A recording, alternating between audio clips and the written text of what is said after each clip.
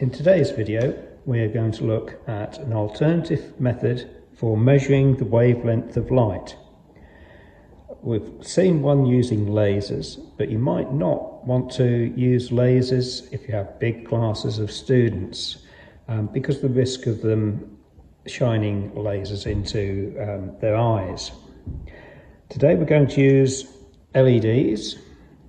I've got an LED and I've got it in series a 100 ohm resistor and used chocolate block connector to connect to some leads. I'm going to run this on 3 volts.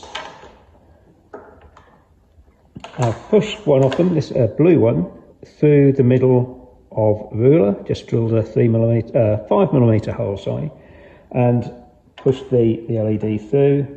You don't have to do this, there are other ways you could do it. You could just stand an LED that you already have, a little mounted one, on top of the ruler, so long as you can take measurements along the scale. You could even use the LED ray boxes. There's a red one, they work just as well. And if you want to know the specified wavelengths of those, I did ask the manufacturers.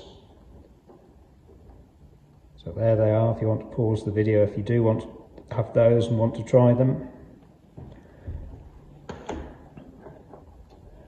So we've got our LED in the middle of a ruler. We've got another meter ruler back to the edge of the bench, and I've got a 300 line per millimeter diffraction grating in there, in the same little electrical channel mounting that I used for the laser one. And what we're going to do is look through the grating, and it's best if you have someone else to use their finger standing down at the ruler to point out and take measurements, maybe even holding a pencil so we've got the pencil point and can take directions from the person viewing through the grating as to where they position the pencil to where the maxima are. Now, the phone doesn't focus very well through the grating, so it does look better than this when you actually view it.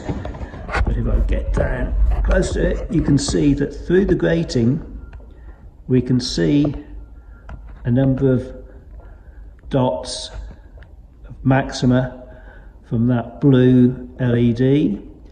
And if we have someone with a pencil, if I go to the side, hopefully it'll refocus.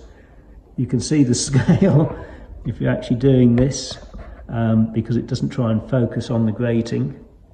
So you can have someone standing with a pencil pointing out where the maxima are and then take an accurate reading of the distance between the maxima. So the calculation is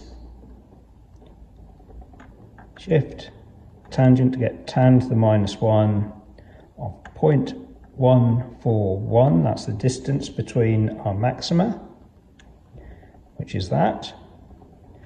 And then if we do the sine of that, and then divide that by 300,000, we get 4.65 times 10 to the -7. Now the specified value for that blue LED is 470 nanometers. Nanometers are 10 to the -9, so it's 4.7 times 10 to the -7, so we are 5 in 470 out from the accepted value, and that's really very, very close. It's less than 2% error.